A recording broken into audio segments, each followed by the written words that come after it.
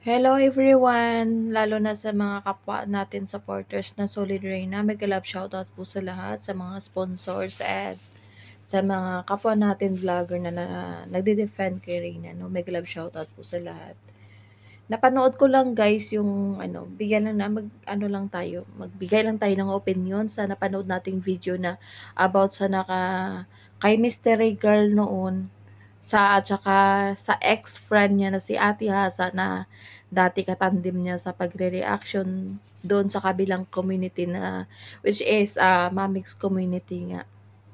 So, kino-compare ko lang guys sa ginagawa niyo noon ni Kunyang na pagsisinungaling at doon sa Mamix community at dito sa Reyna's community is the same lang po yung mga style niya po. Niya alam mo yung pag nasasalita siya, parang kampante talaga siya sa sinasabi niya na sa makasinungalingan niya kasi kung hindi mo talaga siya totoo hindi ko masisi yung ibang mga supporters na naniniwala sa kanya kasi kung hindi mo siya kilala at hindi mo alam yung totoong nangyayari, as in maniwala ka talaga sa kanya kasi the way po siya magsinungaling is napaka-expert at saka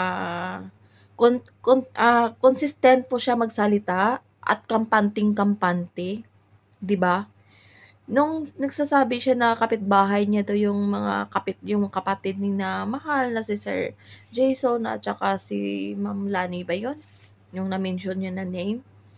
Which hindi naman totoo yun kasi alam natin na sa Hong Kong yun siya nakatira kaya nga, 'di ba? Pero yung sinasabi niya doon sa video na dami niyang ang tapang niya.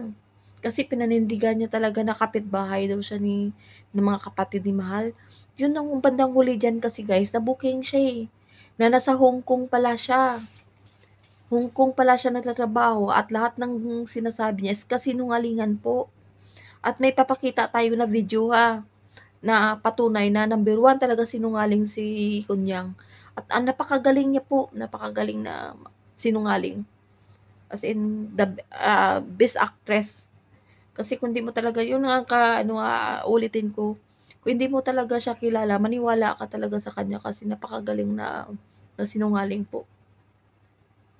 At panoorin po natin yung video kasi panahon na yan nasa Hong Kong siya Kaya mutika na po siya yan na nakulong dahil sa ginagawa niya So, yung ginagawa niya noon sa mga mixed community, same lang din sa ginagawa niya ngayon kay Reyna na the way siya magsalita is parang totoong-totoo talaga.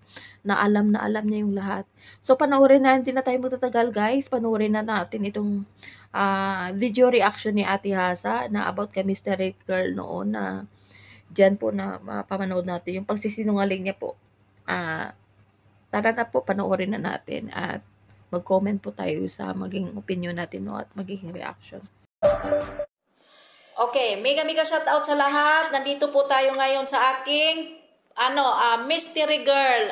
Pinaunlakan niya akong invite mga langga, mga kabunso. Dito natin mapakikinggan kung ano talaga ang totoo o ano talaga ang fake news o yung sinasabi nila na pasabog. Ako rin magpapasabog kasi sa awa rin ng Diyos ay ako'y inuunlakan ni Mystery Girl na interviewin ko siya. Pasensya na kayo ay wala akong laptop, cellphone lang ang gamit ko. Okay. Pakinggan po natin ang sasabihin niya. Mayroon lang po akong katanungan para po sa kabutihan ng lahat ng mga kabunsuan natin and Mamigs community. Okay. Hello, Mystery Girl. Good morning, good afternoon. Ano na ba dyan sa Pilipinas? Good afternoon. Afternoon, 3 o'clock maybe 4, running to 4 o'clock or 3:30. Okay. Salamat sa pag-invite. What do you want? You want the truth? Yes. Okay, I give you. Hey, okay, mayroon lang akong katanungan para sa kabutihan ng lahat o sa mga kasi naglabasan ng mga pasabog mo Mystery Girl.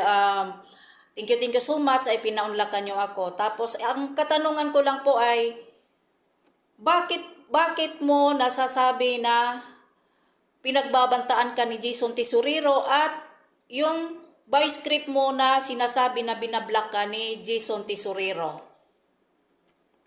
Hindi yun si Tison Tersorero Oh. ang nag-block sa akin. Si Lani Nag-block Tosiro, sa akin sorry, si Lani Lani Tisoriro. Tesorero. Okay. Ang pagdating kasi doon, sa pagsabi ng pagbabanta niya sa akin, I have 3 accounts before. Ngayon, lumaban kami sa kanya. Hindi nila kayang tanggapin ni Lemon, ni Eric, at saka yan si Jason, at saka yung Lani Tesorero na yan, na lumaban kami. Ngayon, ang sabi niya, ipapapatay kita, ipapahanap kita. Oh. Aba, huwag nilang takutin ang bang tao dahil hindi lahat ng tao natatakot sa kanila. Huwag nilang takutin pagdating sa ganyang sitwasyon na siya may baril. Dahil kung patayan lang din naman, papatay din kami. Yun. About naman sa ginawa ko na pagsasalita, dahil sobra na eh. Sobrang-sobra na ang ginawa nila. Una sa lahat, ano ang naging kasalanan ni Mix sa kanila? Ang ginawa lang naman ni Mix, pinahalagaan si Mahal, pinalagaan si Mahal. Lahat yun, ginawa yun. Hindi yun nila masasabi na scripted lahat yun. Okay. Okay Dahil po, kung naging scripted ang lahat. ano lang po, Mystery Girl ha, hinahinay lang po, relax. Paano mo nasasabi na, Kasi, paano mo nasasabi na gi-block kayo ni Lani? binlock niya ako. Tuwang-tuwa pa nga ako. Pupunta pa kami sa exciting part. Pero, binlock niya ako. Dahil pinost ko yung mosilyo niya. Dahil ang sabi ko, ang mosilyo para sa himlayan ng patayan. Para maganda yung ano ng patay. Yung kaluluwa, kumbaga. Tama. Okay. Binlock niya ako. For what? Anong rason? Bakit niya ako binlock? Ibig Or sabihin, ayaw niya makita yung post ko? Anong rason niya? ang ibig po niyo sabihin ay, sorry ha, ang ibig niyo po sabihin ay, kilalang kilala mo ang mga pamilya Tesorero. Kilalang kilala ko sila. Magsasalita ba ako kung hindi ko sila kilala? Okay. Anong makukuha kong kasinungalingan sa kanila? For, Ikakayaman ko ba yan? ganito po Hindi ko yun. yan ikakayaman ang pagsisinungaling sa kanila. Tama. Okay po. Andito na po tayo.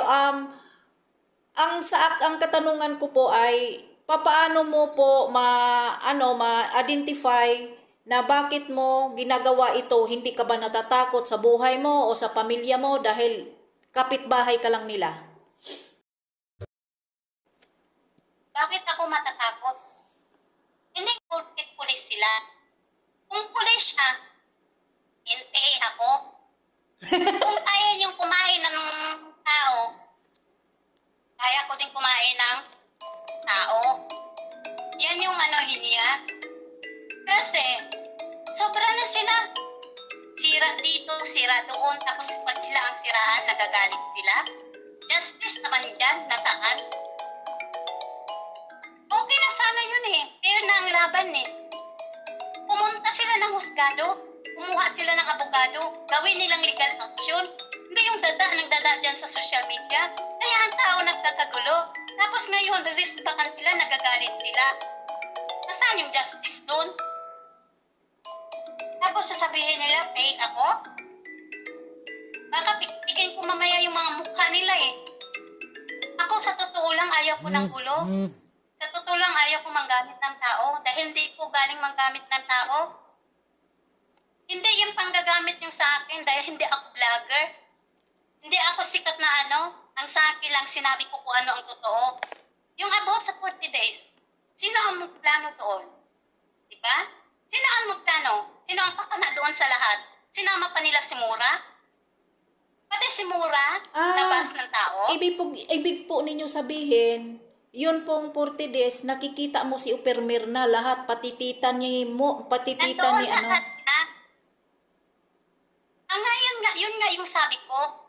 Tigilan niya yung kapatid niya dahil ang bunganga, ngaw-ngaw na ngaw-ngaw. Pag na-corner, galit na galit. Saan ba nahuhuli ang isda? Diba sa bunganga?